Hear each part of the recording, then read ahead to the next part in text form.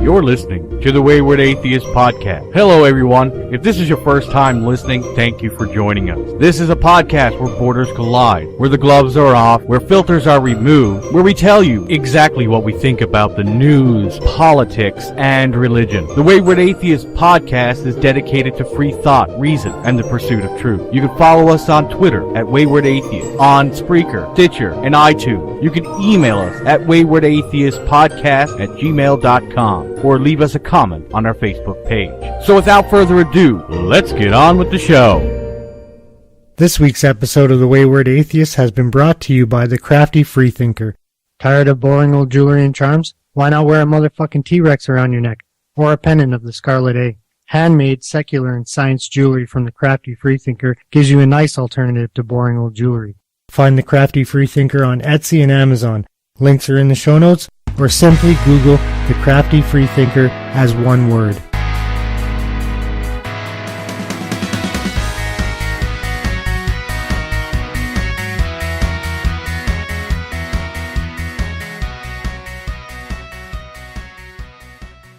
Hello and welcome to the Wayward Atheist Podcast. I happen to be Dave, aka the Great White North. I am Big Black Gay Dave. I'm Ed, the Everyday Atheist. And tonight we are joined by... I'm Judas Peters, author of Fuck Jesus and the upcoming ABCs of Atheism. That is the greatest book title of all time. It is one that doesn't exist at the moment, I believe. No, the Fuck Jesus. Oh, Fuck Jesus. Oh, that's good too. I'm glad you like it. There are many atheists who dislike it a lot, actually. Why? Because they believe it is too in your face, I think, for Christians. Okay, well, I told a story about Jesus getting fucked while being on the cross on this podcast, like being strapped to the cross. They put him up there backwards. He had some bum sex, so I'm pretty cool with it. Okay, but the book actually isn't as antagonistic as the title is. And I think I told you the last time I was on the show that the title came to me when I was in a Christian mass. Yes, you did. So why don't you go ahead for new listeners? Tell the story. Right. So I put out the book Fuck Jesus in a year ago. Yeah, it was a little more than a year ago. I think. I actually cannot remember at the moment. But the idea came to me. I mean, it really came from years of reading the New Testament over and over again. Until one day I was an atheist in a mass, Christmas mass with my family, because that's what we do. My extended family, who are all Christians. And so, my wife and I and our kids, we went with them. And we were hearing the story of Herod and the murder of the slaughter of the innocents. And it kind of then clicked in my head right there as this priest was going on and on about how they had to kill the little babies, or Herod was killing the babies, while Jesus and his family escaped in safety. And I was like, oh my God, like that didn't have to happen. Fuck Jesus. And I said it in my head. It just came to me in my head. I didn't say it aloud. Nobody heard me say it. And I thought, wow, that is like the greatest title I can think of to just start writing all of the things that I think are just completely wrong with Jesus, that Christians either ignore or don't really think about. I think being in a church in North Carolina is probably one of the worst places in the world to yell out, fuck Jesus, right? Like, you're probably for your own face and keeping your nose where it is. It was not a Baptist church, okay. But I think I would have been fine, but I would have been fine. You would have been fine? I would have been shunned maybe, but they weren't Baptists. They weren't, I think, the people you may be thinking of given like the recent North Carolina news. But they are a weird church. The guy, I've been there a few times with my sister and brother-in-law, and he talks to the children about like being radical Christians. And it's really weird to hear him say that. Yeah. Soldiers for God? I've heard this, Soldiers for Jesus. Isn't that like Jesus camp type of stuff? Soldiers for Jesus, yeah.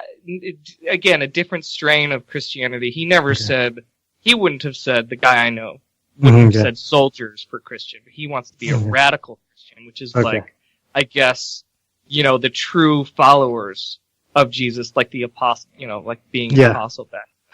Can I ask you a question? Okay, so I thought only Catholics did Mass. Oh, did I? You said yes, Christmas Mass. That is true. And I said Christmas Mass because I grew up Catholic. Okay. And I did not know that non-Catholics didn't do a Mass. I thought every church service was a Mass. So what? So like, just now, I'm asking for my own curiosity because I don't really know either. So no, there was. I was at a Christian service, not a Mass. Okay. I actually, that is, I once wandered the streets I was at Edinburgh, I think. I was somewhere in England looking to go when I was. Whoa, Edinburgh, Scotland? Scotland, I'm sorry.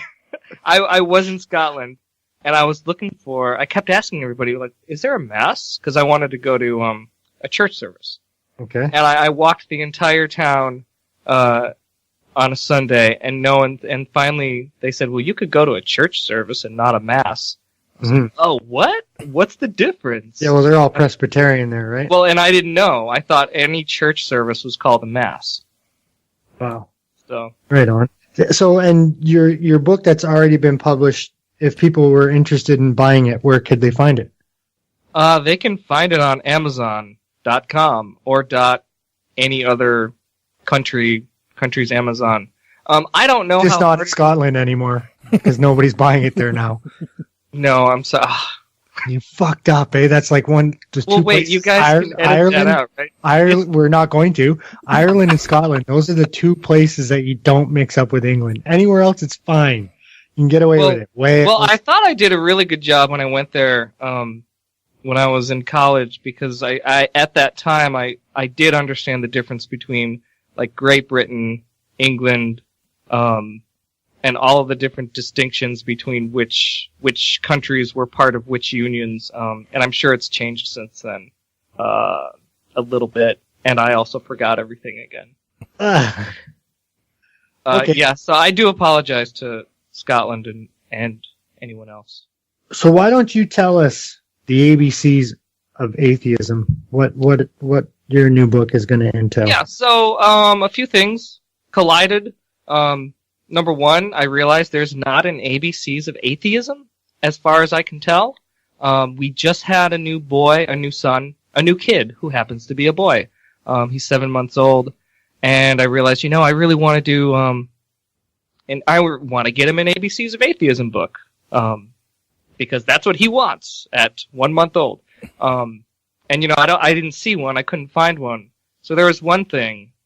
And then the other thing is over the last few years of, I listened to a lot of Christian podcasts, a lot of Christian atheist debates.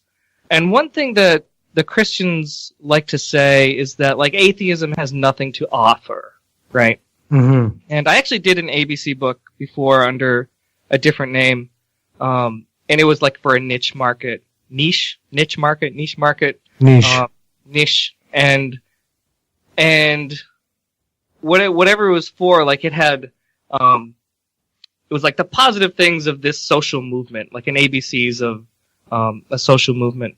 And it was really easy to come up with page ideas, right? Because there were ideologies, different kind of social customs or whatever. And if you think about like doing an ABCs of like the Bible, or an ABCs of Christianity, you might think it'd be really easy to come up with, great pages for C or for D. Because there's all sorts of, cultural history and cultural artifacts, right, to fill the book with. And so even I got to start thinking, well, what would an ABC of atheism be, right? I wouldn't want to fill it with, D is for Dawkins or S is for Sam Harris. I just think that's kind of a cop-out. Which I did do Google searches for ABCs of atheism, and I did find pages that were like, D is for Dawkins. Again, I mean, it's just a cop-out, right? He's just a D is for duh. Or Y is for you. You are a great atheist, dude. How do they know that? How do they know that? They don't. They don't really know that. Well, that isn't really one. Because most likely Trump is an atheist, and he's not all that great.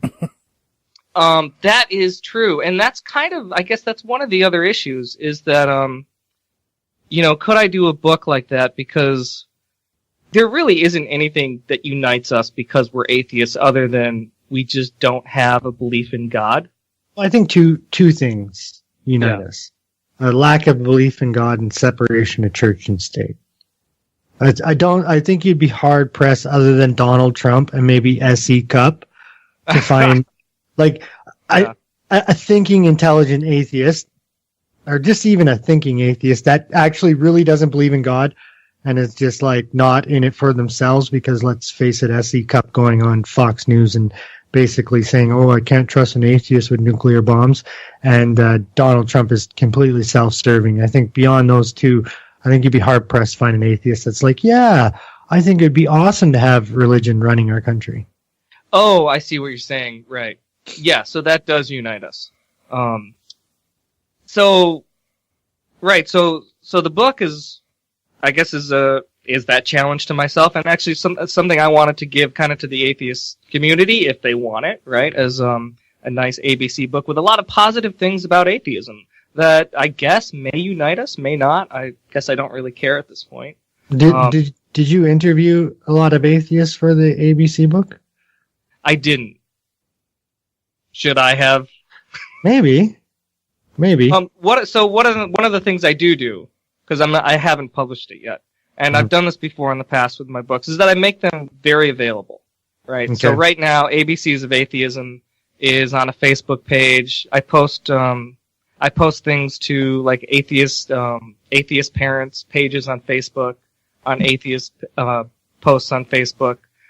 Right now, I'm looking for good ideas, better ideas, and other people's thoughts on pages.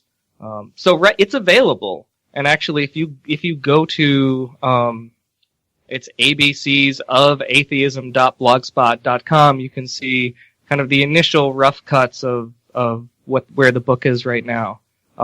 Not finished yet, not nearly finished. I'm doing a lot of sketches, a lot of preliminary sketches, a lot of color character designs, color page concepts.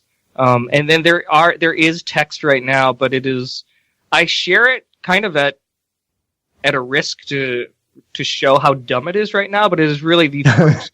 It is the first. I just threw words onto the page. This is kind of the idea I'm going with. And then I put it out for anyone can see it, and you can make comments and kind of help me along to see if I'm on the right spot. Can you give us 2 examples of your ABC? Yeah, sure. Well, one is, and one of my favorite ones, or one of the ones that I like, I guess, is you go R. So every page will have, like, I really want this to be enjoyable by kids as well. So I want it to be kind of an adult novelty where an adult can just say, hey, so-and-so's birthday, he's an atheist, I'll get him, or she's an atheist, I'll get her the ABCs of Atheist, or ABCs of Atheism, right? Nice little gag gift. But I also, if you have kids, I want the kids to be able to read it and stuff. So there's animals on every page. So like R is, at this point, R is for rhinoceros and redemption. And I want to include words like redemption because one of the kind of positive spins I want to put on it is, again, I listen to a lot of Christian radio, a lot of Christian music. That's a whole other story as to why I do that. But there's all these songs about redemption, right? And there's a lot of talk about redemption. And one of the things that Christian ideology says is that, like, we cannot redeem ourselves. We can only be redeemed through Christ. So, in the Christian worldview, you are this horrible person, right? Even if you're a great guy or a great girl, you're actually horrible. You do not deserve any good things in your life. And the only thing that can redeem you is the fact that Jesus died on the cross for some reason. And I think one of the great things about being an atheist, and maybe one of the harder things about being an atheist, is that we kind of have to redeem ourselves. If you want to lead a moral life, if you want to lead a good life, if you want to make up for some of the bad things you may have done, or mistakes you make. Whether it's in a relationship with your wife or a relationship with your kids, it's like that idea of redeeming yourself, to me, is really important. And so I want more people to feel like, no, I have to redeem myself. Like, I have to live a better life if I screwed up in this one area. So basically personal responsibility. Personal responsibility and, the idea that, you screw up, you may lose, you lose that, I guess lose respect, or you have to make it up, right? What are you going to do to make that up? I'll simplify it for you. You do the crime, you do the time. Yes, I guess that's redemption in a way. Is time redemption, though? Well, no, but it's just a metaphor for if you mess up in your life, then you need to fix it yourself, right? Yeah. So if you're the one that screwed up, you're the one that has to deal with the consequences of screwing up and hopefully of fixing it yourself. I mean, that in itself is a redeeming quality in somebody that admits fault and then takes actions to either try to fix the situation or at least feel bad and say sorry. Yeah, that is good. The people who do that are, I think, better in my book, and I like to hang out with them more. For sure. Okay, and number 2? Oh, number two, I guess. Well, one of my first ones was with H. Right now it's hyena, but it's the H page, and I was going to have heaven and hair on it. And it was just, I did a sketch of a fox with all sorts of different weird hairstyles, like with sideburn, like long sideburns, shaved head. And the idea of the page was that the fox or the hyena, whoever it is, was going to say, again, I didn't write the text, but the idea is that she said that, before when I was a theist, I used to have to wear my hair in a certain way to get into heaven. But now I wear my hair however I want to, and that's just fine. And that was the first one I did a while back, and it's really based on, like, my kids, right? My kids, and seeing how there are some religious people I know who, like, have to wear wigs over their hair. Or they have to wear their hair in a really certain way. And, like, I have a 6-year-old daughter. They do their hair in so many crazy ways, like, every day. And they love it. And it's this weird idea to think that, if she was born into another religious family, like, she might have to wear her hair a certain way. And that might kind of, alter her psyche just a little bit.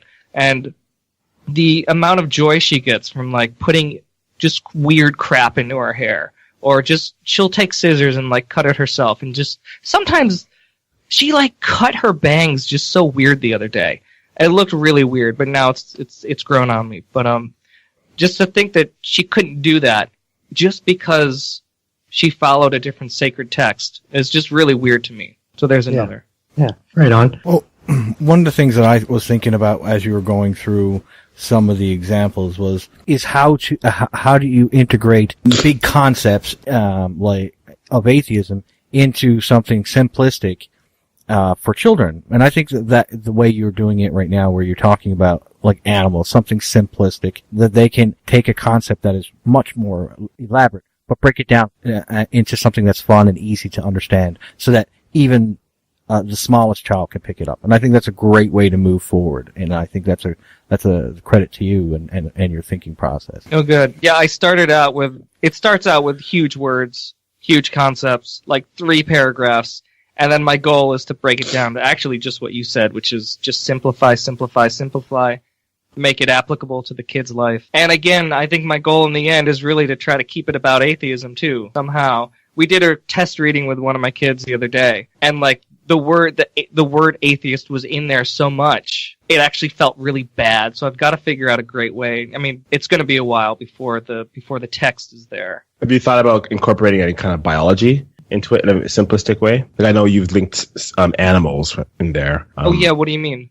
Like, I don't know, where the animal, I don't know. It's not even a suggestion, just wondering, your thought process in linking the animals and the concepts is, like, are you going to, I guess maybe are they launching places for discussions about maybe some animals too, and maybe where they live and evolution in a loose. Oh yeah, so, well, like, C is for, at this point, and I'll show you guys, I guess. So C is for creation. Right now it's cat. But I wanted to do creation because, you use that word with like Saitan Brigandcape, and he's going to say, oh, so you believe in, if you say the word creation, it must have a creator, which means that you believe in, like, a creator, which means you're a theist. So I want to get kids like using the language and get them to be able to say that yes, our bodies were created through a process called evolution. I would read the text I have, but it's just I do not want to put it forever in on tape or in digital audio file. Because it's going to be changing, but it does. The C is for creation, and cat does talk about the process of evolution and how the ancestors were not very cat-like at all. And the image is about something coming from the sea. Are you going to do E for evolution though? Oh, what is E? Well, no, and I'm not going to because I wanted to do creation specifically for that word, create. But you know what? Maybe I should right now. Can I make a request? Yeah. Can M manatee, mankind and manatee, M. Mankind. Well, okay. What's your thought on mankind? I think that like everybody is of the same race. I don't think that they're separate races. I think that you should tell the story of, like, obviously you're not going to do it in great detail because it's for children, but of our ancestors before us, like before modern human, and just maybe make it touch on civilization a little bit of anthropology. And because when I think of mankind, I think of like our history as well, not just us as a people, but everything that we've accomplished and everything that's happened in the past, including all the wars and everything else. That's what I think of. Okay, I'm writing those down. But right now, but one of the things for M, but manatees are fucking cool though, aren't they? Well, did you look at all at my book? I haven't. Pages. Oh, okay. No, well, hold on. Oh, well, I'll show you the dumb version, but because that's what I have. But that M is for manatee. Oh, you had it already. Of course. Yes. Holy shit! Who would not do a manatee for M? Of course. But right now I've got. So right now, and that brings up another word that I really want in there, which is morality. Because it's another word that theists or Christians love to say, like, where do we get our morality from? It's not just Christians. I had a quasi-debate on a woo-woo podcast the other night, and he pulled out the morality shit on me, too. Yeah. And so, I mean, the answer, I think, is always simple. Well, no, it's not simple. But it can be as simple as, like, my daughter, my 6-year-old daughter, she's so moral. She helps people when she thinks they're sad, right? And it makes her feel good. And I think it's as simple as, the whole argument about, oh, there's no such thing as altruism because you feel good when you help people. And I think that's totally true. Like, it feels good to do good. And I think it comes a lot from biology, right? Because we are social beings, and that's how we've survived, is that we help people in our group, and it just happens to feel good. Yeah, well, part of the way that I explained it in two ways. Obviously, the group thing. You have 100 people living together, and you have to have 100 people, otherwise the tribe fails and nobody wants to die. So if one person in your tribe decides that killing the babies is a good idea, and you no longer have 100 people to work for your tribe, you're not going to survive. So you come to terms with the fact that killing babies isn't good. And the other way that I explained it to him, which I don't think he kind of really got the grasp of that, but the other way I explained it to him was like, you have it, because he brought up morals, then he brought up empathy. And on empathy, I said, well, the natural explanation for that is displayed in mother and baby, because say when we're hunter-gatherer and the baby's crying and freaking out and all the mother wants to do is find some food, it's a natural empathy that the mother understands that this baby is helpless. She has a love for the baby, so she's not going to leave the baby behind. She's going to pick the baby up and move on. Those are the two ways that I explain it. I don't know if it's perfect explanation for it, but I mean, I would just move it to any parent who rears young, which is what we came from. For sure. Well, I shouldn't have just said mother, but you get because not some mothers.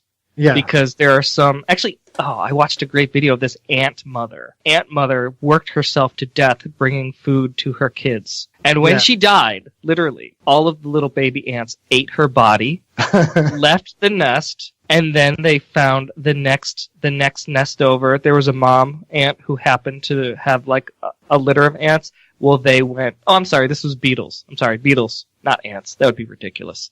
Beetles.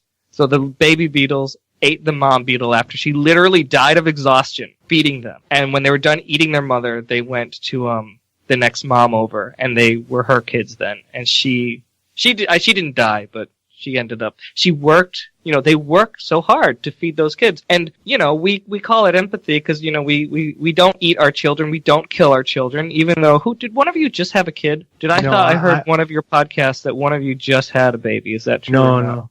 Oh, maybe it was one of your guests who said it. Yeah. And I just thought it was you. But, they're horrible things. They keep us up. Right now, my wife is battling with our kid who's 7 months old. He's keeping us up at night. He just rolls over and yells. Mm-hmm. And then she has to wake up and turn him over. And then he falls asleep for 30 minutes and then he yells again the next time all night long for the last month maybe. We have to empathize with them or else we would just say, screw you, you little bastard. Yeah, and leave them there. Yeah. Yeah. So yeah, I don't know why theists or woo-woo, whoever, they don't get that morality is really a byproduct of evolutionarily, we've survived, and that's how we've survived. Yeah, I know we're getting off track here, but then the follow-up question to that was the meaning of life. It was like every question was the trope of what a person that's never spoken to an atheist before and had only watched Deepak Chopra videos ask an atheist. And I could tell by the way that he was asking the questions that he thought that they were going to be, gotcha. You know what I mean? And I was like, well, there is no meaning for life. The meaning for my life is my two sons. The meaning for your life is completely different. But as in the nebulous out there, some great master meaning of life, it's your genes wanting to drive the species forward, and that's it. That's the meaning.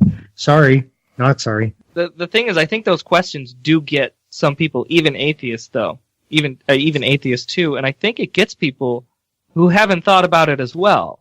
Mm-hmm. That's why I think people I don't remember the dude's name, but the guy who wrote the book, he always says, I don't have enough faith to be an atheist. What is that guy? Fucking the Banana Man? No, Frank Turek. No, Turek. Frank Turek. So, he claims to have been an atheist, and then I think he saw something that he couldn't explain or something, and so he's like, oh, okay, I believe in this Jesus Trinity now.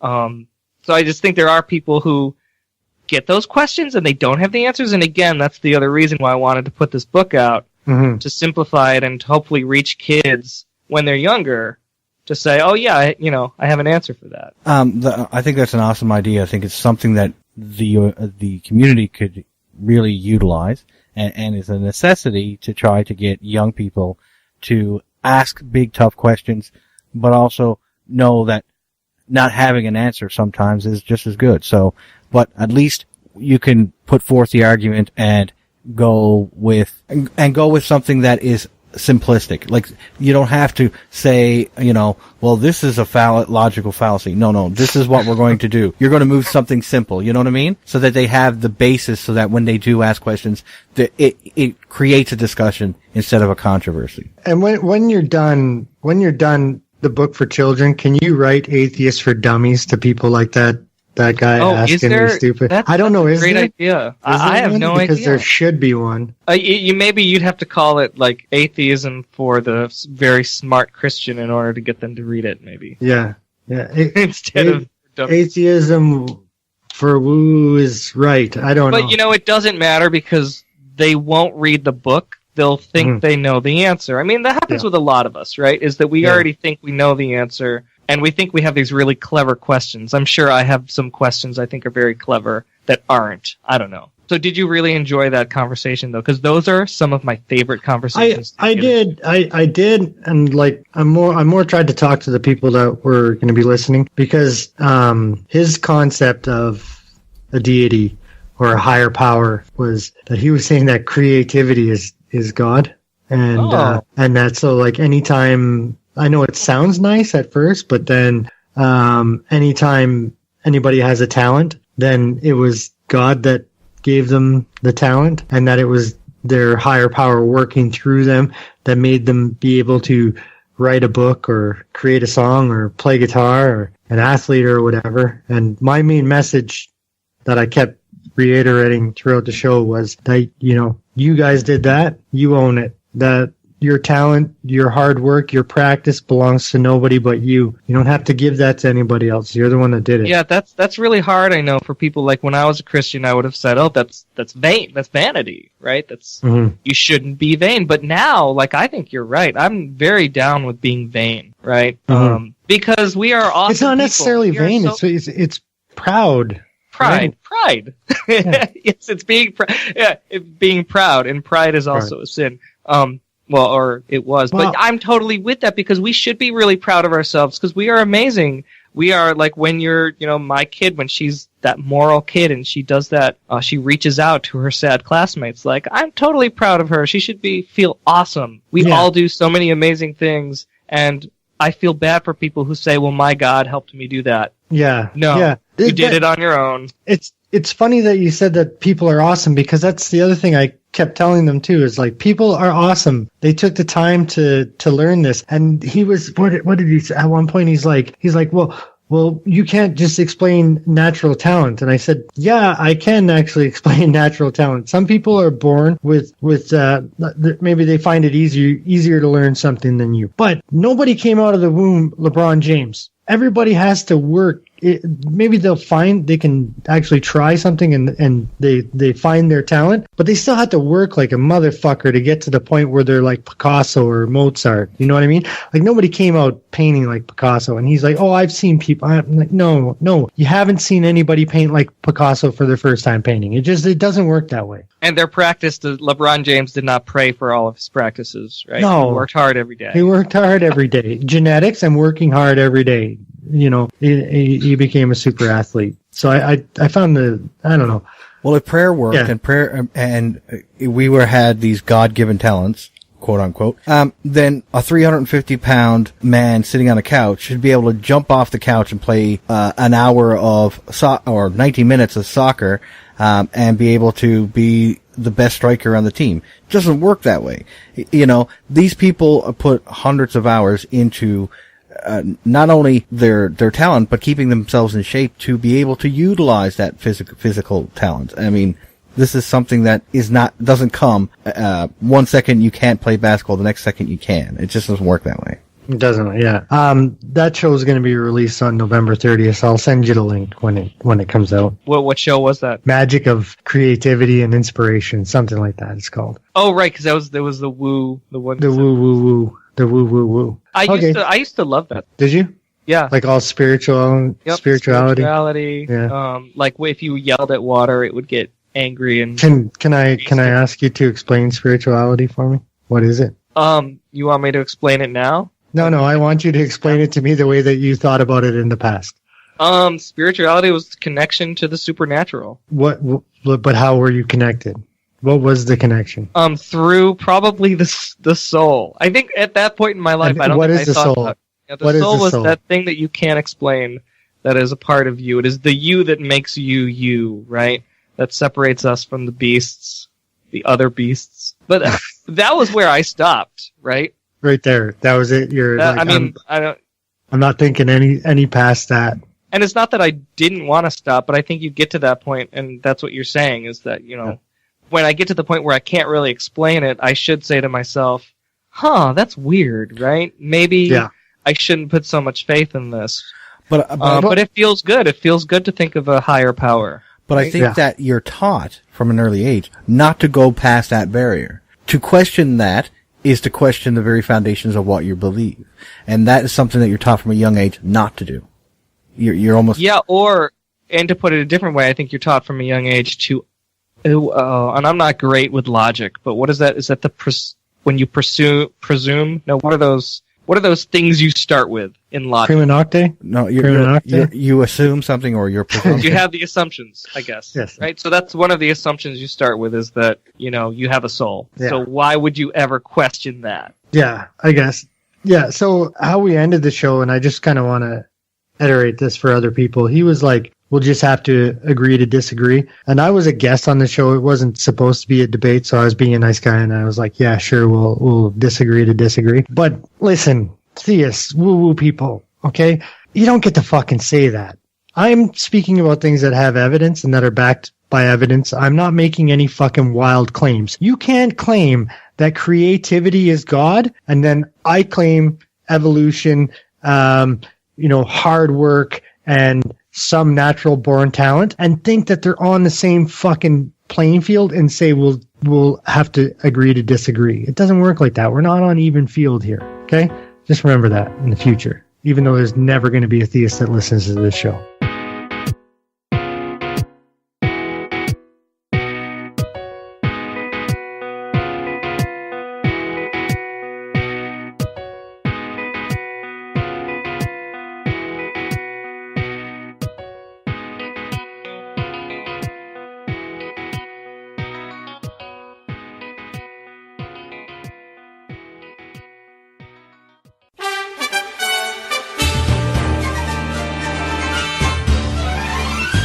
This means that Donald Trump will be the 45th president of the United States, winning the most unreal, surreal election we have ever seen.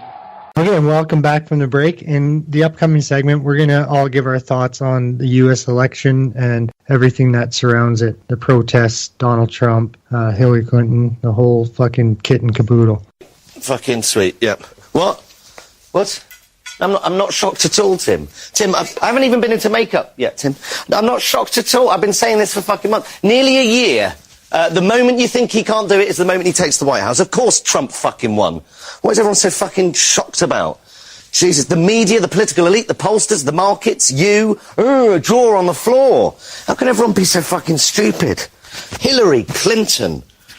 What were the Democrats thinking? Hillary Clinton. Don't get me wrong, I wanted Hillary to win. I personally vote for Lucifer over Donald Trump. Trump, the pussy-grabbing, wall-building, climate-change-denying, health-care-abolishing, tax-dodging, shit-spewing demagogue. How shit have you got to be to lose to that? Where was Sanders? Why wasn't he on the ticket?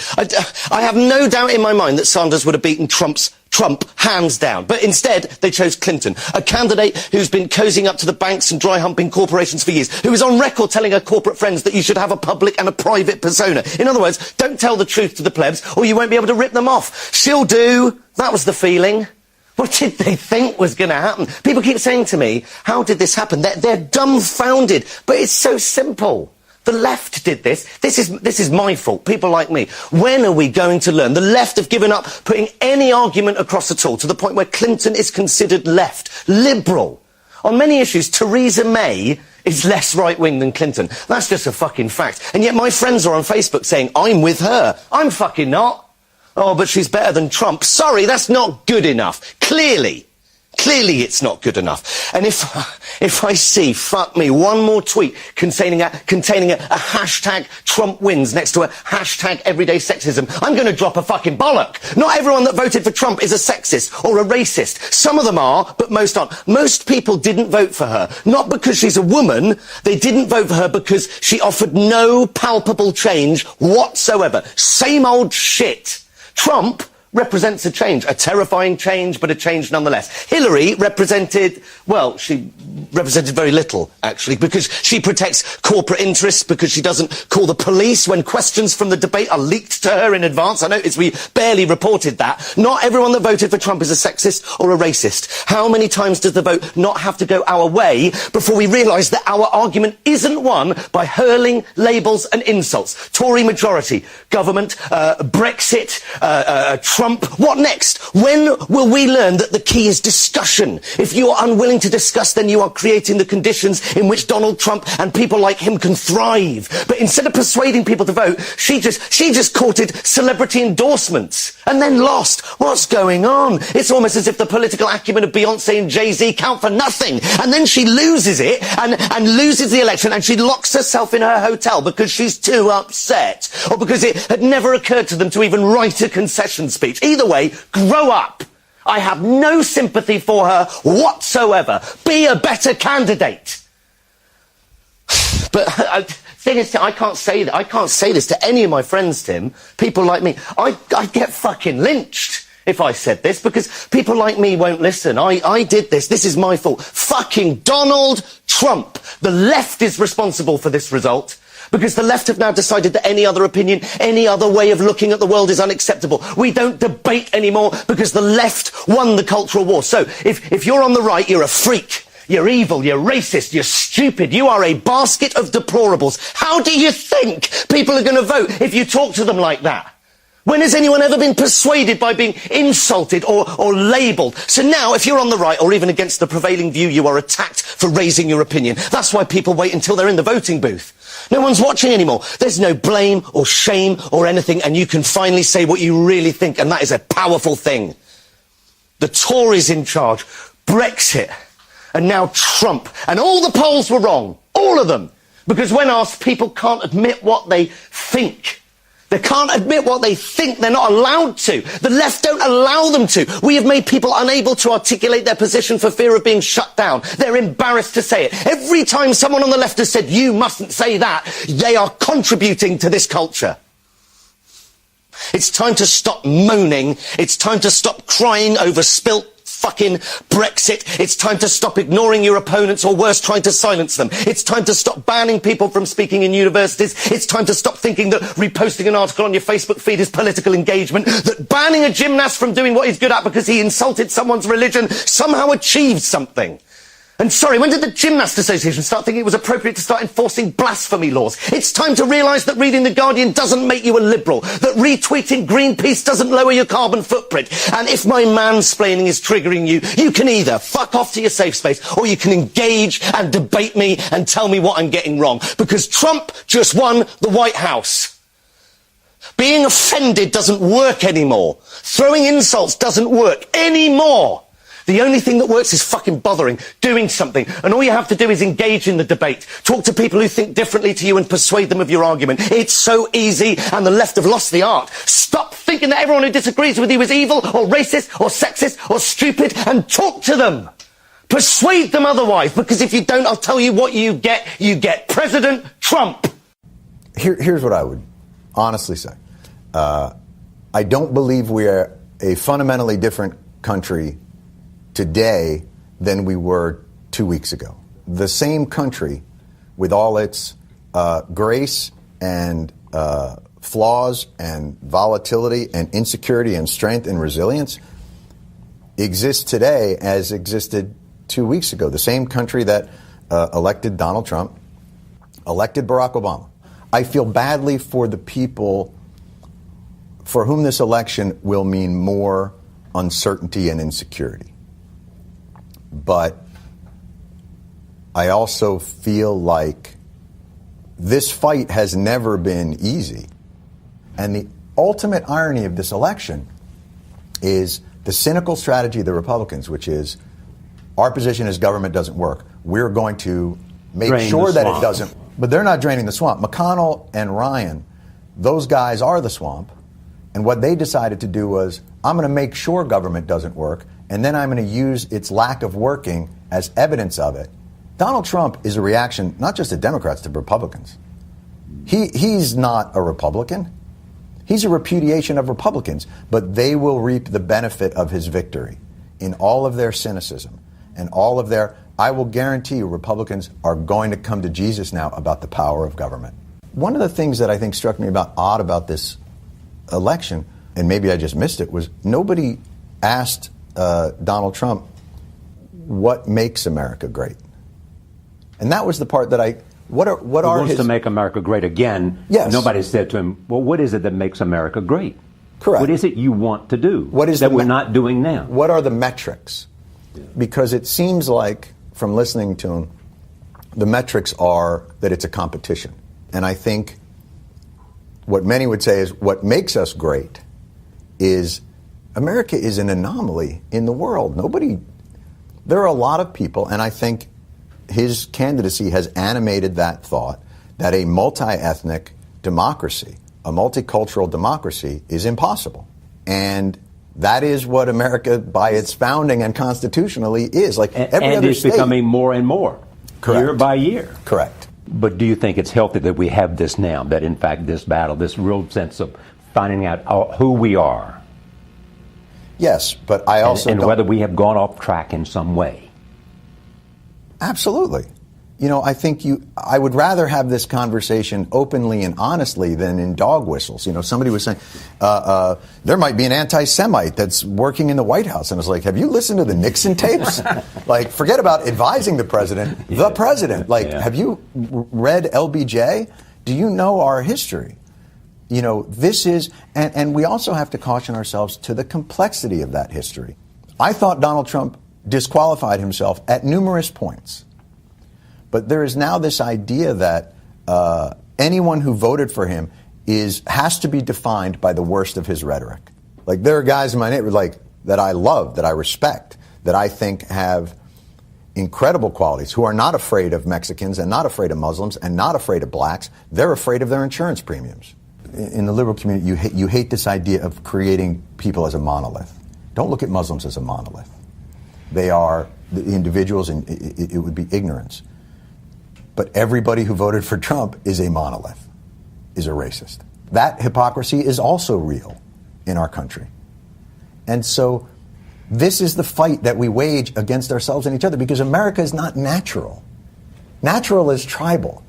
We're fighting against thousands of years of human behavior and history to create something that no one's ever... That's what's exceptional about America, and that's what's... this ain't easy. It's an incredible thing. God damn, I'm glad I didn't have to follow the British guy. I'm really glad that you played fucking Jon Stewart, because Jesus Christ, how do you follow that? That was straight fire. And I think he made it funny, but it was spot on, I think. And Jon Stewart hit the same notes, that there is no discussion, there is no debate going on, and that is something that, and these labels that get thrown around.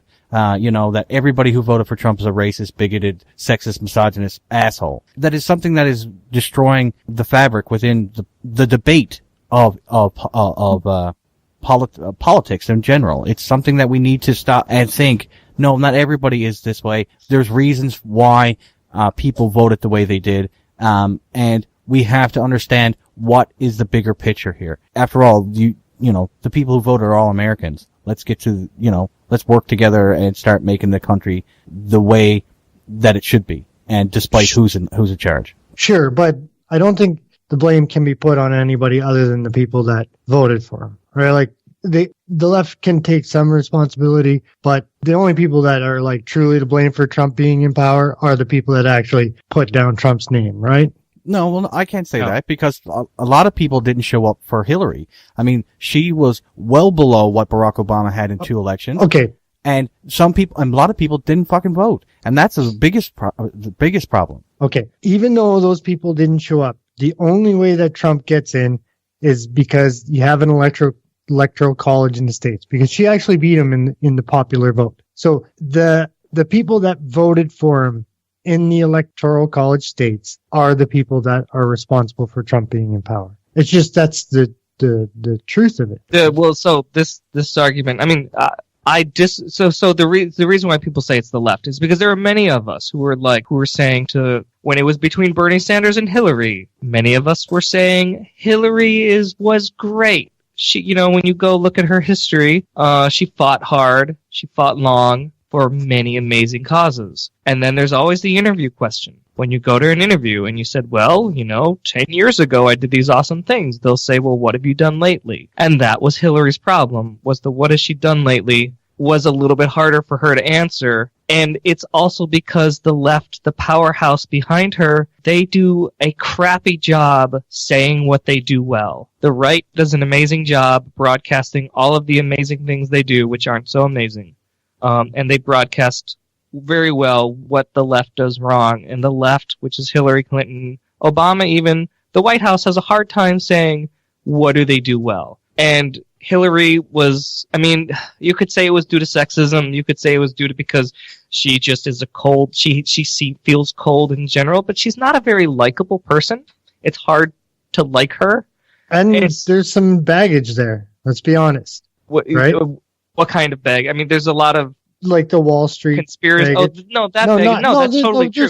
There's some legit things, like the stuff in Haiti. She cannot say when she was in the debates and she was talking about how, she's totally not down with the Wall Street. She almost literally said, I went down. Don't you remember when I went down to Wall Street and shook my finger at them and said, "Don't you you stop what you're doing."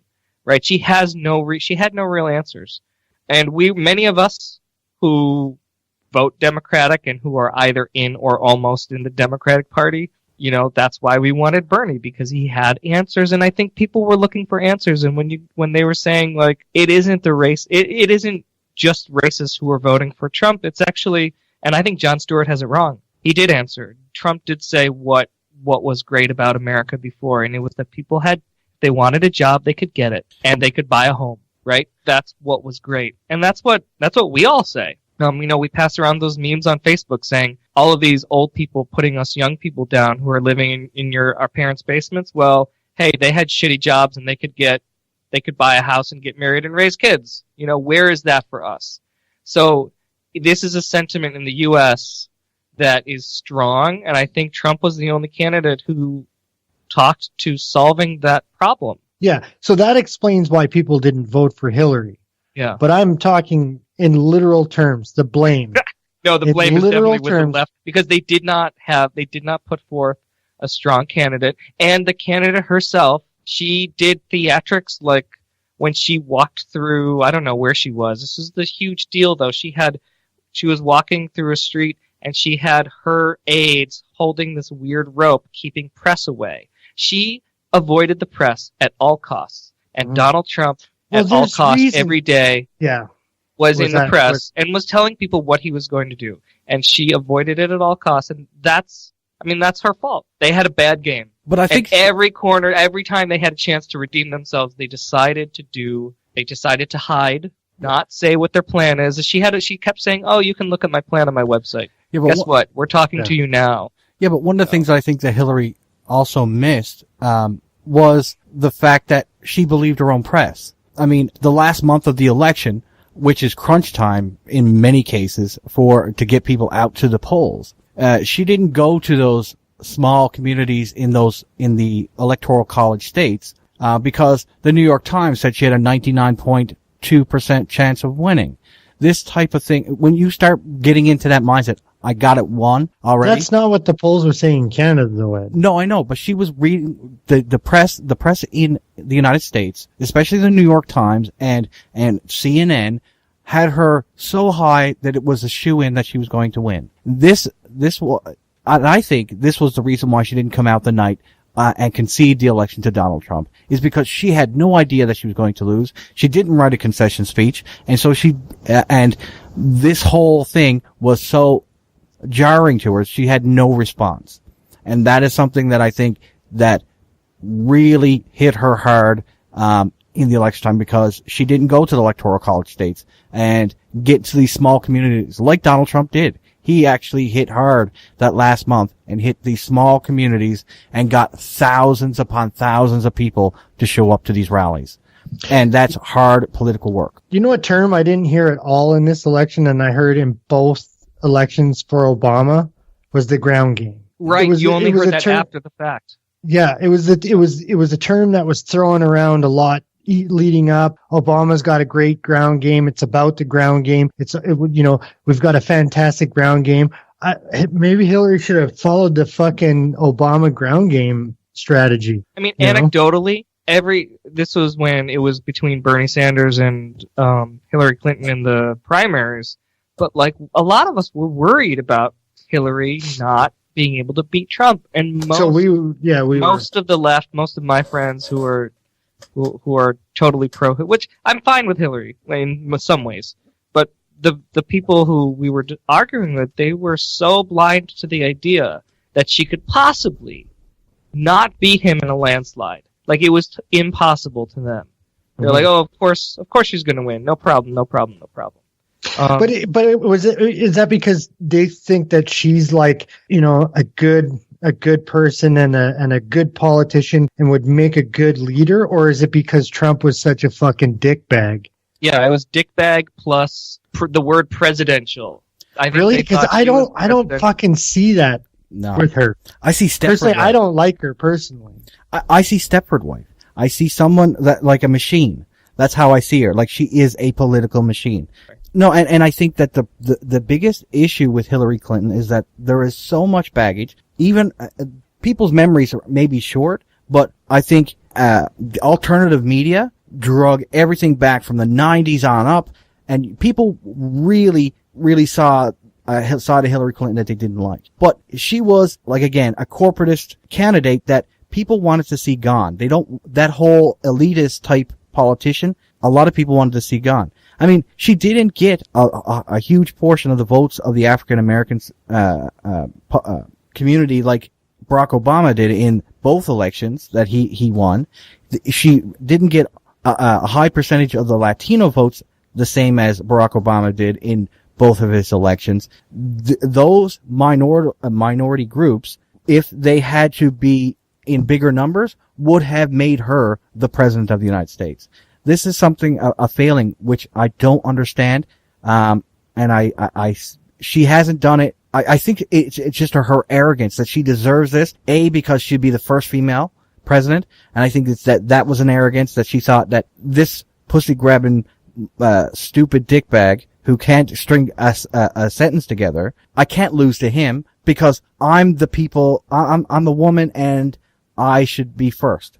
We had our black president, now we're going to have our woman president. And I think that was what she was thinking in her head. I really do. Maybe I shouldn't say that that's what she was thinking, but I think that's the overall feeling that they had going into the election.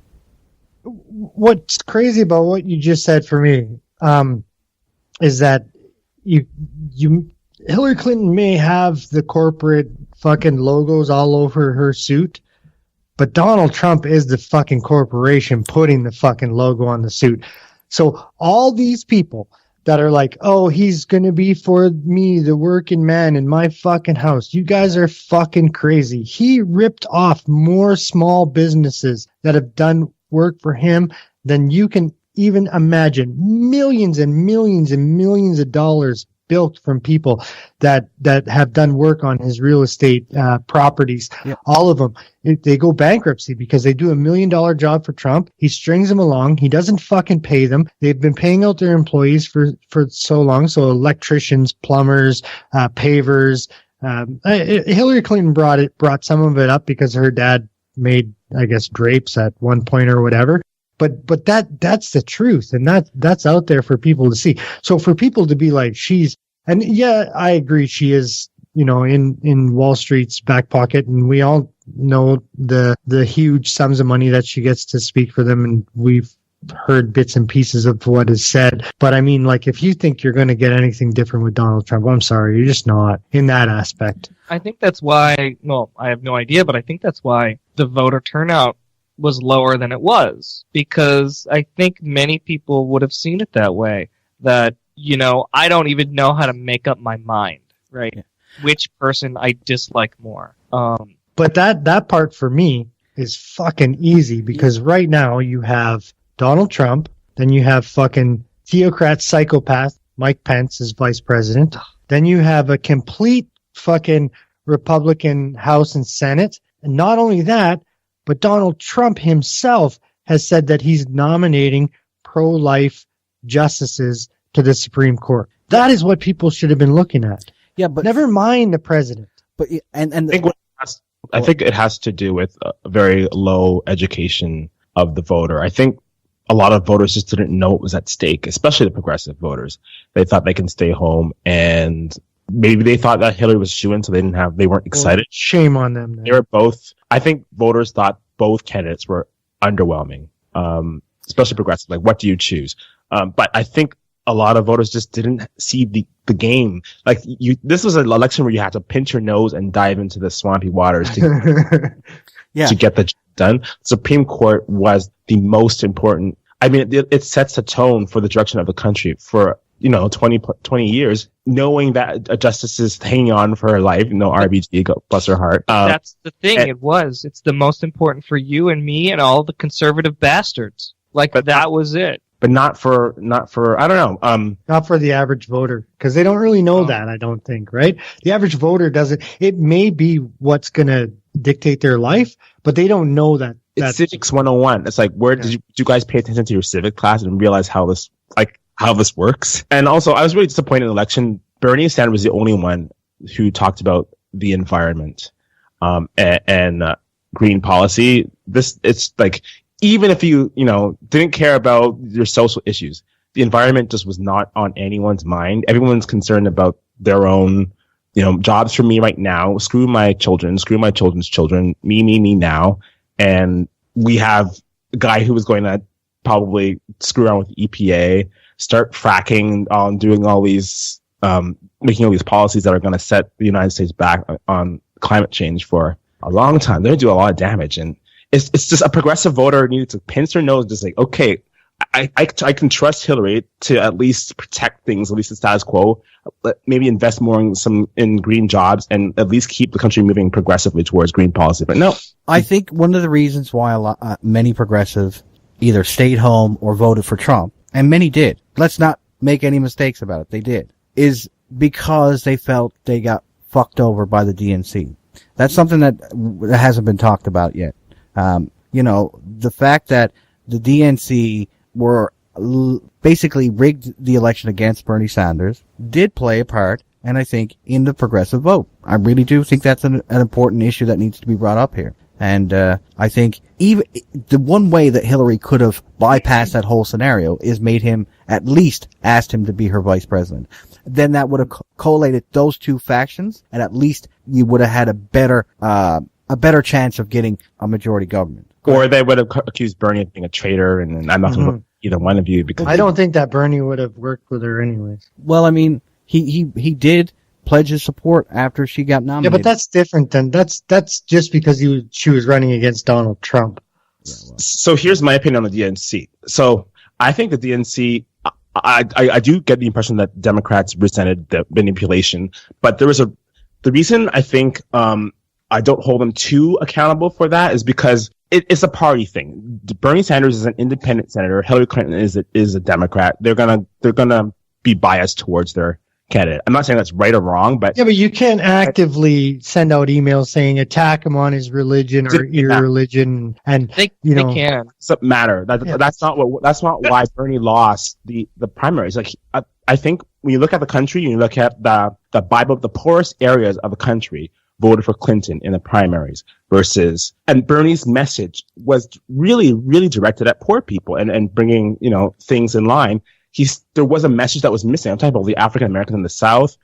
He did not have a message for those people. I think it turned out in the end, neither did she, because she didn't get she didn't get the numbers that she should have. They were higher than Trump, but she didn't get what she should have. I'm talking about the primaries, and those things were so hard to win anyway.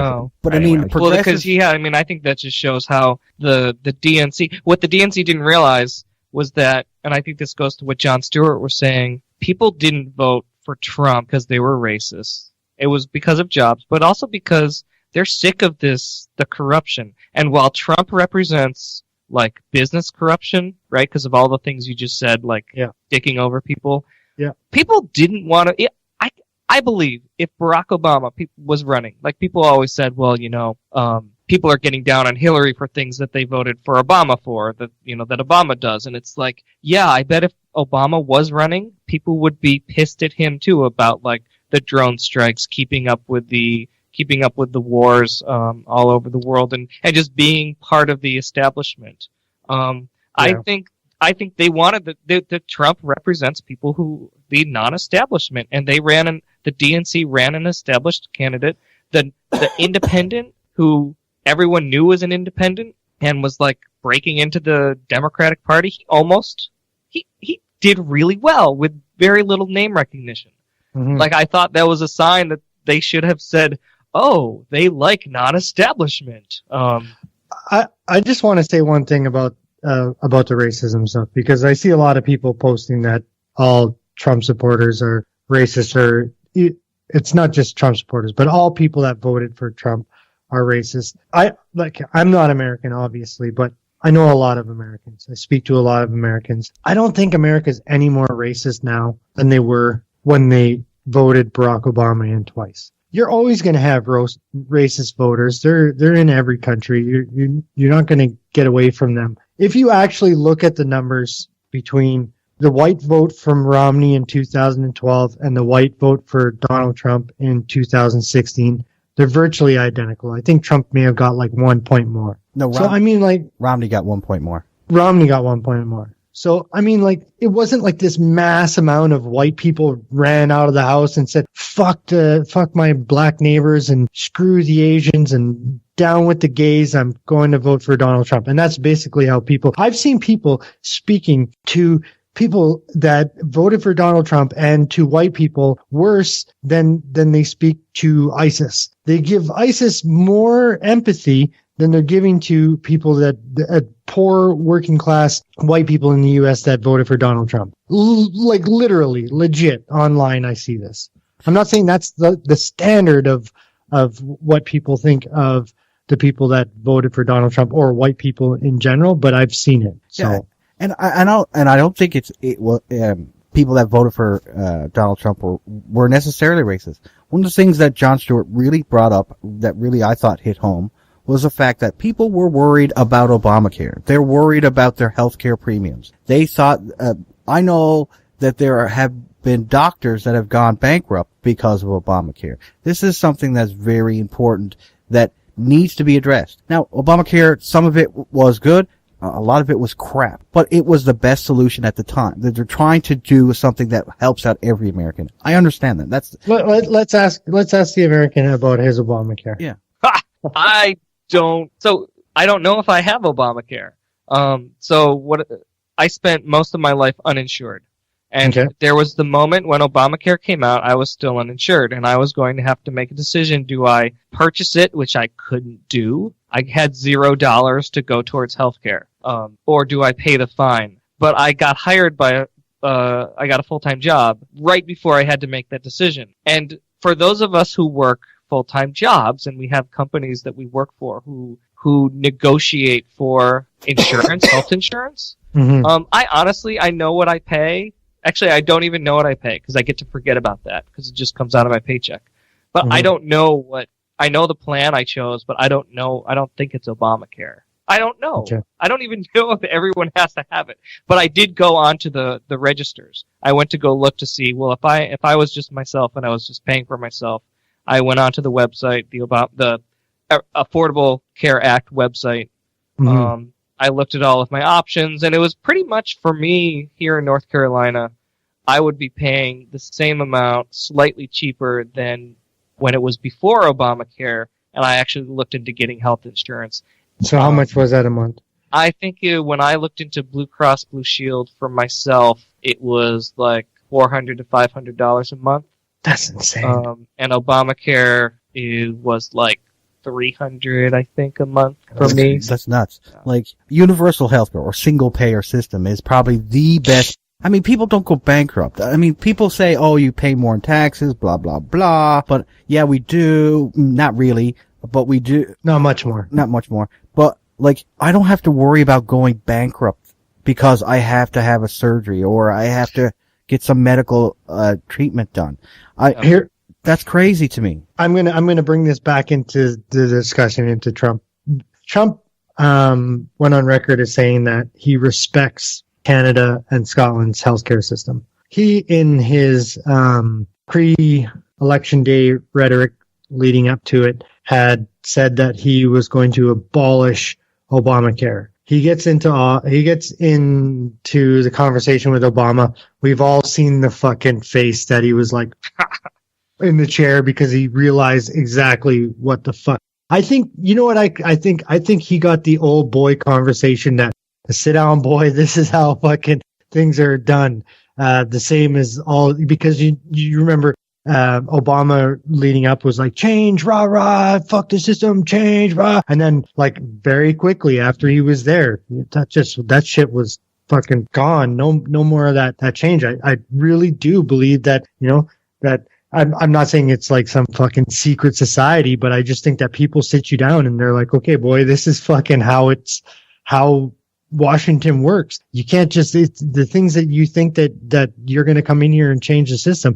No, it's deep. It's fucking hundreds and hundreds of years deep. And this is the way it's done. Like, I think you're right, Dave. And I think, this drain the swamp stuff that he's talking about, I think he was trying to head it off at the pass by saying, okay, it's not going to happen. Yeah, I know it's not going to happen, but like that's a promise he made to his voters, And I think you can already see that sort of not happening in some ways, But he's already said that I'm not abolishing Obamacare. Like the day after he got there, he's already said that he's not abolishing it. Yeah, he's gonna make amendments to it. I have hope with Trump. I guess it'd be similar to faith, maybe people of faith, but I have hope that he is still the Democrat he was, and that he actually is even more liberal than Obama was, because when they were setting up Obamacare, we all knew, many of us, we talk about it, we're like, this is going to suck. This is a gift to the insurance companies, and it's not what you guys said, like the single payer. It's not, like it is not a redoing of how we think of healthcare. And so I'm hoping that Trump actually makes it better by moving towards single payer. And I think people will want it. I mean, I think people will want that, because they talk about death panels with Obamacare. But what very few people remember is that when it was in the hands of the insurance companies, there were death panels because there were insurance companies denying people the health care that they paid for, right, in their contracts to order health care. So people died all the time because... But still, there's pockets of your country, because the Supreme Court left it up state by state, that people are not covered. And right, you're and that's still seeing... Yeah, you're still seeing like 45,000 people a year. Those are the people who go on Sean Hannity, they go on Rush Limbaugh, and they call in and they say, I got, my insurance went up to, $1,300 a month.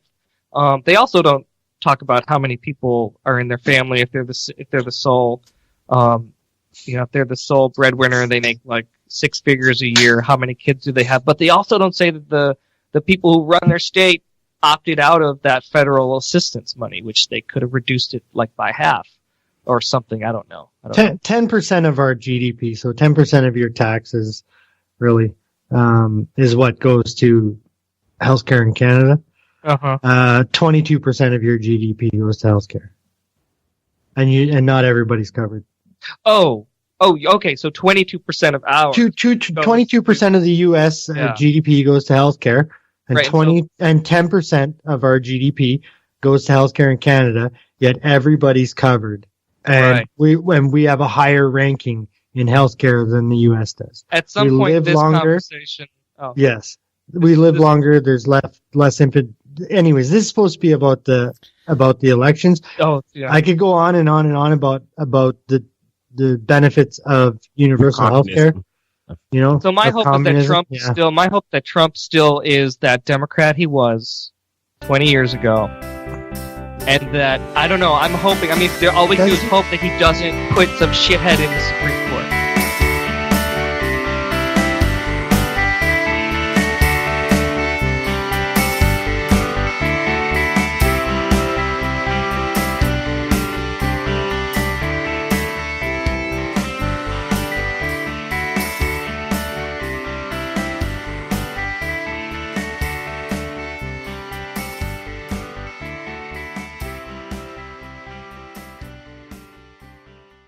We're focused on Trump being elected, and we always miss that the House and the Senate were all Republican. That's why I brought it up, right? Yeah, it's ridiculous to think that even if Hillary Clinton got in, that she would do any better than Barack Obama because of the stalemate that she would get in the Senate and the House. My question to you, Judas, is, as an American, why don't you guys go out and vote in the Senate and the House? In the midterms. Yeah. Oh my God, I don't know. And it's not that all Americans don't. It's the left that doesn't, because the right always does, because they always fucking win the midterms. Yeah, I don't have that answer. Yeah, and it's not even like the center does either. It's not like the left and the center do not vote during the midterms. You get those crazy Tea Party fuckers in the midterms is what you get. The ones that say that there should be no minimum wage. And I think they're better. They're better. Here's one thing I do know, or I feel, is that the right and the crazy right are better at getting their message out. And I think the left is, not that they're lazier, they're not good at being vocal about what they do and what they do well. And I think that is the problem with the left across the board. I mean, this is where the Democrat, I think in the last 4 years, I think the Democrats got their asses kicked. I mean, if you thought about it, remember at this time, last year we were talking about the GOP imploding. I know we were. So they did that. Like they held out. They obstructed and obstructed. They held on tight. They got this candidate through. They won the election. They got the House. They got the majority of governor houses. And like it's amazing. It just worked. And the party that imploded was the DNC. Yeah. But it was their own fault.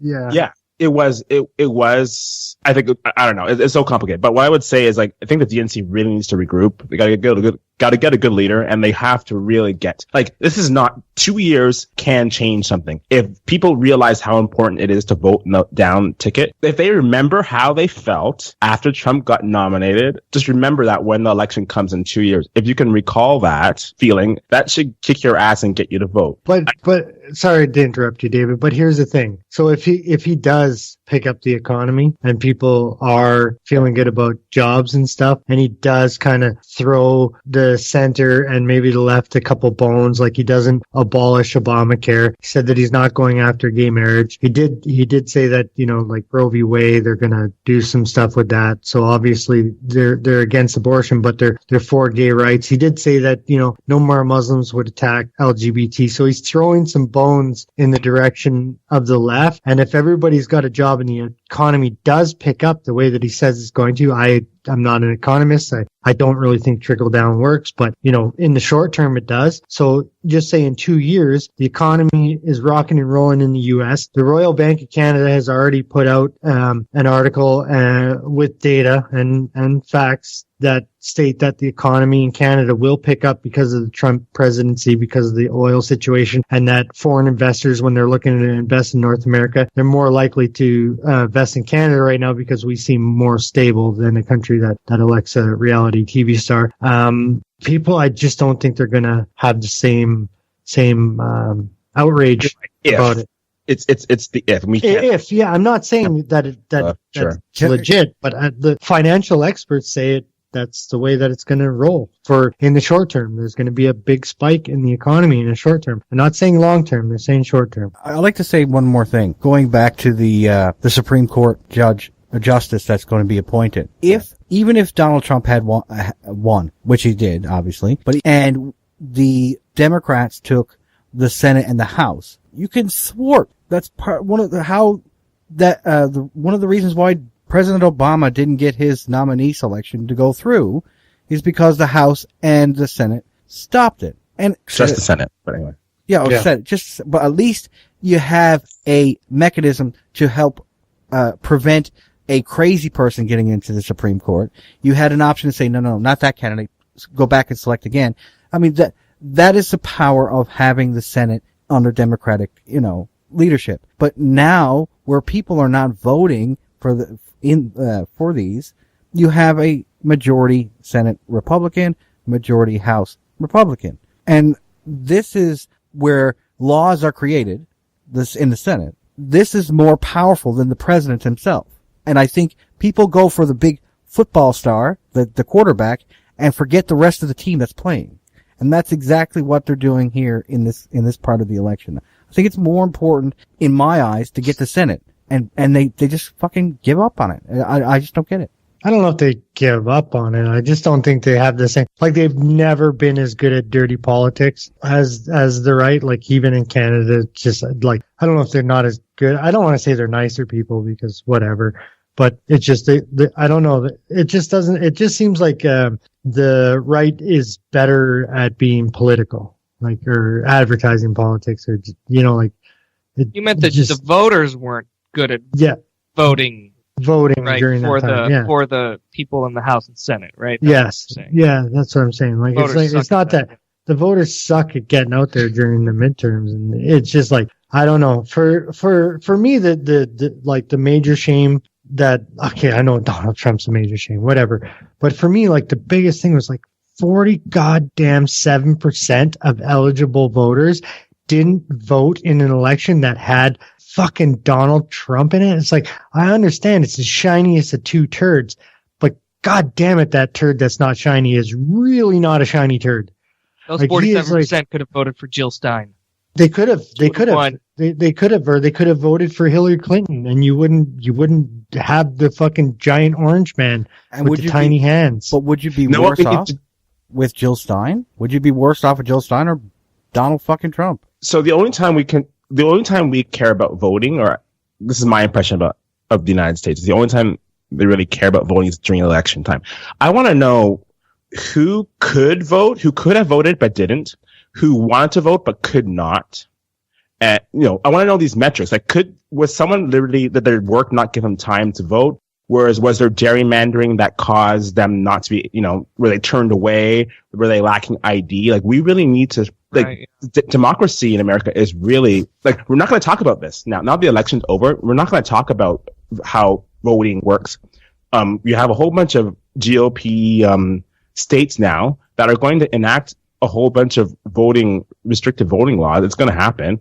That should have been another concern, but we're not going to talk about that. What is the percentage that were purged from the voter rolls? Yeah, they need to have the same thing that we have. That 3 hour. Is it 3 or 4 hours, David? Oh, I don't remember, but you're allowed. You're allowed some time. Legally, on election day, your boss has to give you 3 or 4 hours to go and vote. It's the law. They can't deny you from it. The polls are open till late at night, but it doesn't matter. So if you're working in the morning, you can. We have early voting here, so for the whole week leading up to the election, we could go whenever we wanted. Okay. And in not in every state. I guess it varies throughout the states. Can I just say one more thing about this voter ID thing? The voter ID, I don't know what the Democrats are pissed about having voter IDs. We have an ID here. You can't go into the voting booth without your identification. They'll turn you away. You have to have that, a picture ID to vote in Canada. And your card. Yeah. That's mailed to you. Yeah. So, I don't understand what the big fuss is about having a fucking identification to verify you are voting, you are who you say you are before you vote. Well, what if you're too poor to get ID? Ed? What the fuck? Well, you understand that their welfare system is different. Yeah, but what do they do here? So, I had that same question, and I don't remember the answer that I got from other people I asked, because I thought, sure, it's just an ID card, right? So I don't know the argument. There is an answer to that has to do with the fact that there's new voters every day, right? There's new voters every day. And there are people who they don't have cars, right? They don't have cars. So for us, it's like this driver's license. No, but you can, in Canada, you can get an ID card that looks like a driver's license, but it says not a driver's license on it. It's an ID card, picture ID, and you can get it. And if it's mandatory in the United States, like the Republicans say, you gotta have an ID card. Well, if you're demanding that I have one to vote, then you supply it to me. Free of charge. That's a solution. And if they don't like that, then they won't put it in. This is just what I'm saying is a no-brainer. If you want an ID card, that everybody should have an ID card, well, as soon as you turn 18, which is legal voting age, your ID gets shipped to you in the mail.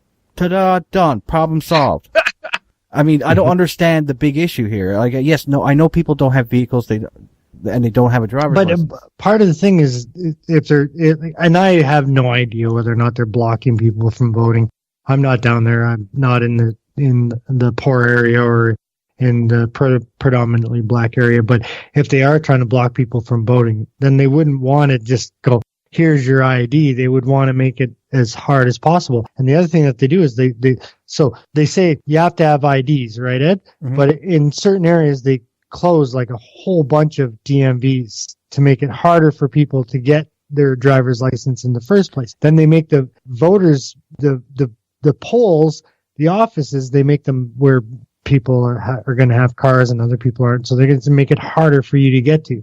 It's just little things like that. Yeah, but you have mail-in ballots, I'm assuming in the States. They're not that backwards, are they? That you have a mail-in ballot, you can vote. I know most voting booths in the States are. There is mail-in ballots, and I follow Greg Palast. He's an investigative journalist who's been reporting since I started listening to the news about the Bush and Gore case a while back, and his shtick is that he always talks about mail-in ballots are rarely counted.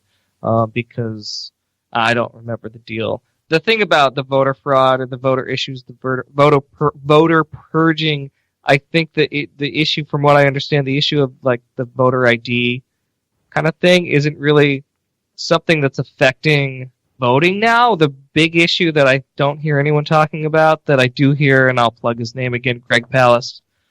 He's a U.S. investigative journalist. He talks about the fact that the number of people purged from the rolls was greater than the difference between Trump and Hillary, right? The difference in the numbers. And what they would do is, if there was a guy named Judas Johnson Peters, who was, well, there's another guy named Judas Smith Peters. Well, they'd go to Judas Johnson Peters and say, "Oh, you're Judas Peters? Well, you're double roll, you're on the roll twice, so we're going to purge you from the list." And they don't tell you that until you go try to vote. No, so both parties they'll are purge doing this? people. I don't know who's doing it. I don't recall who's doing it, but that's how they're purging people. So it's like people who But is don't this really a legit thing, or is this just this guy saying it? It's this guy who's investigating it. Yeah. Okay. Good. What's his Right. So it political... sounds conspiracy theory, doesn't it? Yeah, it does. So what's his political affiliation? I'm pretty sure he's left. He's left. Yeah. Well, I mean, it's two sides to the American electoral system, right? It's like, it's so decentralized that it makes it virtually impossible for collusion and scamming and all that. Like a coordinated effort to rig the election. At the same time, it's so decentralized that it has problems, right? It has some flaws, and every county can vote a different way, use different systems and stuff like that. So, and they're all in charge of their own votes too. Yes. So.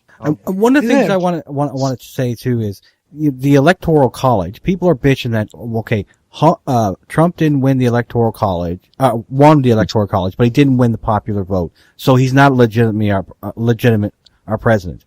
If the roles were reversed, there wouldn't be any complaint about Electoral College voting. But that's just human nature. I know, but I mean, this is a system that has been installed in the United States for decades. Like, this is not something... Civics 101, so people didn't know. Sorry to interrupt, Ed. Yeah. But, like, if that's an argument you make, like, you don't know your civics. Like, get back to school and learn how you vote and informed. What they do is the people, when I was in a lunch discussion the other day with people from political science, who I guess were smarter than me on that subject, but I mean, I asked them, like, hey, I'm total lefty dude, right? I'm a lefty guy. I wish Trump didn't win. I like the Electoral College. Like, the idea that you guys are saying, like, that it shouldn't exist. Like, I don't want the majority vote to dictate what should happen. Like, at this point in time, maybe I don't want what the small states want, but, like, I'm not out to screw them, and I know why the Electoral College existed. But one of the answers was, what if I told you that the vote for vote,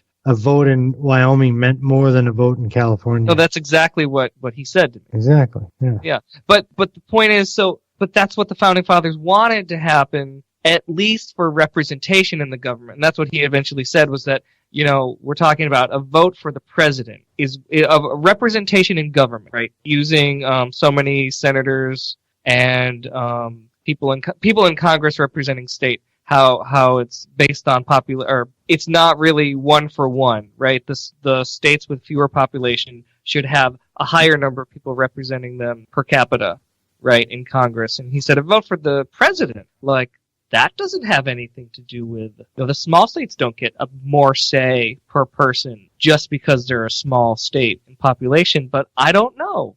I'm not ready to go there yet. I'm fine with the Electoral College and having those states, their votes count a little more than my vote. I would say that maybe when the founding fathers came up with that was probably a pretty good thing to have. But I mean, at this day and age, I think for me, in a true democracy, one man, one vote. That's it. You know what I mean? Like, whoever gets the most vote. So in our system here, you have MPs in your riding.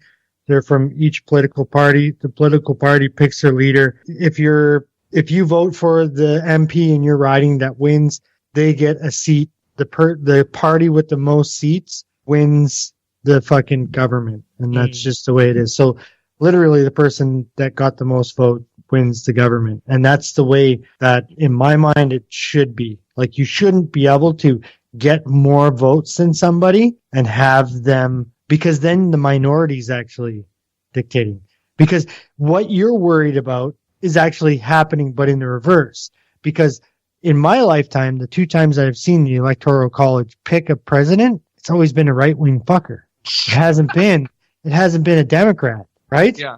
So you're that's exactly you're actually letting the minority pick. You're saying you don't want the majority to pick, but you're actually letting the minority pick. And you're letting the minority dictate what happens with the majority. You're worried about the majority doing it, but and you're okay with the minority doing it. I think in this case, that's what happened. And in Bush. Bush. Well, I know to abolish the Electoral College, there needs to be a constitutional amendment, right? So, good luck with the Republicans in charge, you're not going to fucking amend fucking, god damn it, you guys love your constitution shit. It's like, I'm sure that they wrote it in there to be amended, right? Like, because I'm sure they had the foresight to see in the future that, the country wasn't going to stay the same. And I mean, like, there's a few things that I wouldn't touch. Like, obviously, the First Amendment, you're not going to fucking touch that. Although Trump did say that he would like to. The free speech. Freedom of press. He made, freedom of press. Yeah. Freedom of, why? He mentioned something about limiting, he made some comment about the press and taking away rights or something. What are you talking about? The press won him the goddamn election. No, but covered up. Things about him sometimes, and he doesn't like that. Yeah. Oh, he doesn't like that. But he can say whatever he wants. In the immortal words of Jon Stewart, he's a man baby, and he doesn't like his feelings hurt. Did you guys hear Jon Stewart talking about Trump texting him at 1:30 in the morning? Yes, that was hilarious. So Trump was texting Jon Stewart, calling him a pussy at 1:30 in the morning. He's like, Jon Stewart, you're such a fucking pussy. And this was like a week before the election. It wasn't like, like years ago or whatever. He starts calling him by his real name. He's like, you're so fake. You don't go by the real name. You're not proud of your Jewish heritage. You're such a fucking pussy. Like, this is a guy that's running for the presidency of America, and he's up at 1:00 in the morning. Look, I don't know his wife's name, but he's like, look what I'm going to text Jon Stewart. He's a fucking pussy. And he's like running for the presidency of the United States. It's insane. This whole thing is fucking crazy. It's like having, if Abraham Lincoln or one of these guys were transported into the future and they were introduced to Twitter, can you think that something like the Gettysburg Address would come out? 140 characters at a time, but it would come out, you know what I mean? And then you got Trump, grandpa pussy. Grandpa pussy, yeah. Here's my plea to you, America. Stop with the impeachment talk. Stop with the assassination talk. Person waiting in the shadows is far worse than Trump. I know Trump says a lot of stupid shit, but you have a theocrat in the background just waiting for his time, biding his time, hoping that any of those charges actually go through and he can grab a hold of the United States and strangle you guys. You guys do not want Mike Pence. And if any of you don't know who Mike Pence is or what Mike Pence actually stands for, please do some reading and look it up. Yeah, he's a total prick.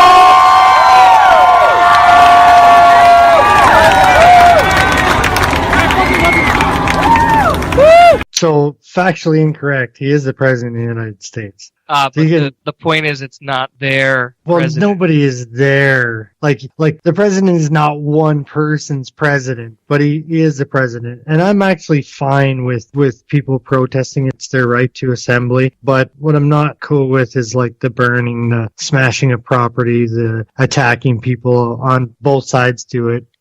So violence in general, rioting, that's the shit it's not cool, you know? And the shaming and the like I had said earlier, calling, you know, speaking worse about people that voted for Donald Trump or that are in the Republican Party than they speak about ISIS and extremist Islam. You know, they have more empathy for them than they do for those people that voted for Donald Trump. I think I didn't disagree with you when you said that last time. Yeah. I don't think. But yeah, no, you didn't. I now that you say it again, and it's going through my ears again, I don't think anyone would really speak better about ISIS than a Donald Trump supporter. Oh, and that's where that? You would be wrong. Am I wrong? You're wrong on totally that. wrong. Yeah, and you would actually be wrong on that, and not just speak about them, but make excuses for extremist Islam and for terrorist actions where they wouldn't make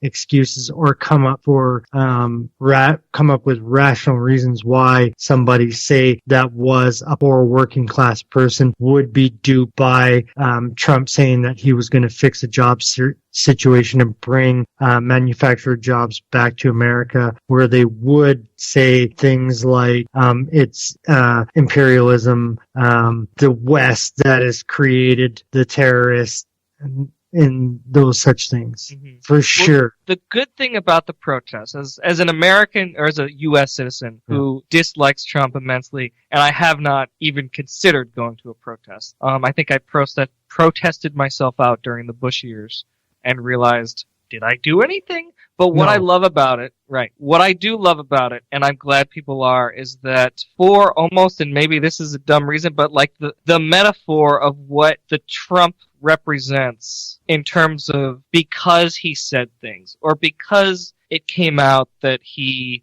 doesn't understand what consent was and actually was like forcing himself on women, and he loved it. The ideas that, what? Can I say something about that? Yeah. Have you heard the hashtag rape Melina? I know that happened, and that's okay. And I don't know, like, this is, I don't want to let, like, 2 or 3 shitty people. Okay, but it was a fucking hashtag on Twitter, and that it was a big thing. It wasn't like it was trending. It wasn't damn it, that really pisses me off. Okay. Yeah.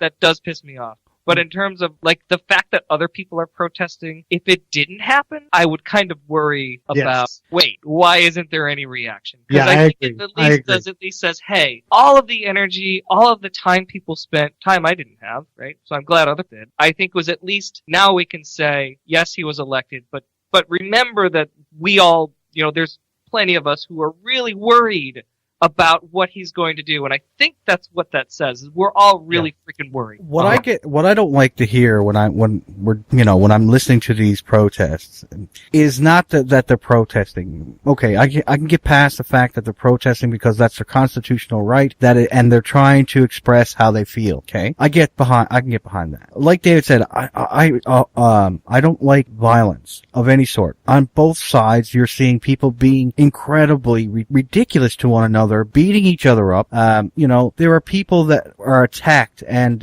just for voting for Trump. There are people that are now thinking it's a great thing to be racist. The real racists that are coming out of the woodworks to do stupid shit. Well, my statements to that is like, fuck off and start being human beings. But what really gets me going is when the people start saying, well, the electoral college, as we talked about before, we should abolish that. Well, where were they before the election? This is something that we need to change way prior to the outcome. The outcome, if it had worked in their favor, would have been fine. If you want to change that kind of shit, you could do it before an election. You do it well before an election. You get that moving, so that you have the best chance for your candidate to go forward, if she is the most popular. And the other thing that I have to say is, you don't stop trying to get Donald Trump out of office. The Democrats are not going to get in office if you get Donald Trump, Trump out of office. it's going to be fucking Mike Pence. And you don't want that. Trust me. Donald Trump is better. Listen to me. Listen, Donald Trump is better. I know that it hurts you deep down inside to think that Donald Trump is better than somebody, but God damn it, Donald Trump is better than the other people that were up on the stage during the GOP nomination. You don't want a fucking Ted Cruz. You don't want a fucking crazy ass Ben fucking Carson. You don't want fucking Rubio. Like, you don't want any of those people, and you definitely don't want Mike Pence. Stop it. Yeah. That's the plain old truth of it. But what another thing that really gets to me is that we had anti-Trump protests in fucking Canada. Like, come on, boy. It's not even our fucking country. Was it Canadians doing it? Yeah, Canadians doing it. Like, boys. We did it during the during the Bush years, but it was more about the war. And I actually went down there. They had what they called anti-American rallies, and I went down there to protest protesters because I was like, I like America, and I think they're pretty much like us. And it was because I guess they thought that America was policing the world. And they're like, George Bush is this, George Bush is that. And I'm like, yeah, you're right. And they're like, you should be on this side. And I said, no. And they're like, why? And I'm not anti-American. And most of the soldiers that are over there barely have a grade 10 education, and they actually think that they're liberating somebody. So you down here, George Bush doesn't give a fuck that you are down here, but the person that it hurts is the average soldier. So maybe you should be on my side and say, yeah, fuck George Bush, but yay to Americans. Yeah, I didn't know. I mean, I didn't realize there would have been I didn't realize the anti-American protest would be like anti-American, like me, who was protesting. No, it was Bush, anti-America. Right? It wasn't like so they called it anti-America because there's that thing that everybody's like, America, and I'm guilty of it too, but I do love Americans. America think that they run the world. They're just over there for themselves. But what they don't understand is that there's regular citizens that are over there. So the policymakers are in Washington, and the people that are actually over there doing the work come from super poor families, barely have a grade 10 education, and actually think that they're over there liberating people. Yeah. And that was you can my still problem. be against their work and not be against. I guess that sounds exactly like hate the sin, love the sinner. But you can hate the work and love the worker. But then don't call it an anti-American rally. Right. Yeah, that's the message, right? I guess. And this is the message of like the protest. What is the message of the protest? Now, hey, here's something. I was watching, so I get a lot of right news, right? Because I like to do that to myself. So I was reading all of the headlines of violent protests erupt, and I follow these stories because I'm like, okay, I want to know what is happening at these anti-Trump demonstrations. And maybe more things have happened, but all of the articles I would get to was like, protesters violently chanting down with Trump, fuck Trump, protesters violently marching in the streets, or throwing their fists into the air, and then there was one story of like, someone burned a car, which sucks because you shouldn't burn cars, we all know that. But there was one story of someone burning a car, and then there was another story of they started to flip a car and then stopped. Again, why do you start to flip a car? I don't get it. But they stopped when they saw somebody in it. So all of the words, like all of the stories use the word violently and violent, and they mostly described people like violently setting bins on fire, like trash bins on fire, which again, fire is bad unless you need to keep warm. So the whole violent thing, I'm not quite sold, except there was that video of the people beating the shit out of the guy with that. Yeah, and then there was a kid in Oregon that did $200,000 worth of damage in a car lot, smashing all the windows, who was a anti-Trump guy. So for me, the whole point, like, if that happens, yes, that's obviously bad. Okay, so hang on. There's been 100 and this is just in Oregon. Okay, so for the show tonight, I went and looked. So in Oregon, there's 112 people that have been arrested for either vandalism or violent acts during the protests. 112 people. 60 out of those people didn't motherfucking vote. Yeah. 60 out of 112 that were arrested for fucking doing bullshit in a protest against Trump didn't. Your fucking protest is your goddamn vote, you fucking moron. It wasn't. I totally agree with you. I think it wasn't Oregon, right? You said Oregon. It was Oregon. I'd buy that. I bet as much as I love anarchy, I bet it was young anarchists who believe that voting within a system is supporting any bad thing that happens within that system. Not that I'm saying that's okay, but I bet that's what it was. And those people are the same ones that would be like, if the right had attacked somebody, they would be like, they're right, they're always attacking people, right? I think both sides tend to get hypocritical in this situation. Yeah, although I guess maybe was I one of those people who was pointing to there are I would bet I think there is a rise. I listened to Secular Talk with Kyle Kalinske. Do you guys listen to that at all? No. Secular Talk. Well, he was talking about there has been a rise, I think, in attacks against every single minority group. Yeah, I would need to see data before I actually bought into a rise in it. I would need to see, at the end of the year when the crime stats come out, I'll have a look at it, and if it's there, it's there, and I won't deny that it's there. I'm not like that. There's been some hoaxes. There has been some hoaxes too. Yeah, there was some 4 or 5 hoaxes. disproved hoaxes. Which always pisses me off because it's man, now you're not helping. You're not helping. And these fucking parents, these parents that are lying assholes. No, your 2-year-old did not ask you if the people in the Donald Trump hats were building fucking furnaces. No, your 7-year-old did that happen? Yeah, that was a thing. And no, well, it didn't actually happen, but it was a thing that was typed. Yeah. And no, your 7-year-old did not come to you crying, asking you the state of the country now that Donald Trump was in it because she's a girl. Is she? No. I actually believe that could happen, and because I have a 6-year-old daughter, and when my wife and I we've been watching the news, we've been watching the whole thing. We didn't realize. I don't think we would not dictate what our daughter thinks, right? But she would watch Donald Trump, and when a story would come on, or she'd watch the news, and when a story would come on about consent, about grabbing women by the pussies, we'd kind of talk to her and we'd tell her what we thought. And I once went to a Trump rally, or was going to go to. My kids flipped their shit. I said at dinner, I was like, hey guys, I have an opportunity to go see a rally. Guess whose rally? They're like, who? Don't tell me it's Donald Trump. Yeah, Donald Trump. And they both started to cry. They're like, you're gonna get hurt. And I'm like, where is this coming from? And it's coming from the news. I totally get a young girl could get that on her own. I am not going to defend Donald Trump because I don't like to do. But there have been times where the media have sliced up his comments and made it look even more extremely bad than what it was. And you go back and watch the full clip, and the context has been ripped out of it, and just the soundbite has been taken. It was the Islam. It was the Islam stuff. It was the Islam stuff that they did that with. Yeah. They did that with the veterans as well, I believe. Because I heard, I was pissed at myself because I listened to Sean. I got real news from Sean Hannity, and I was pissed.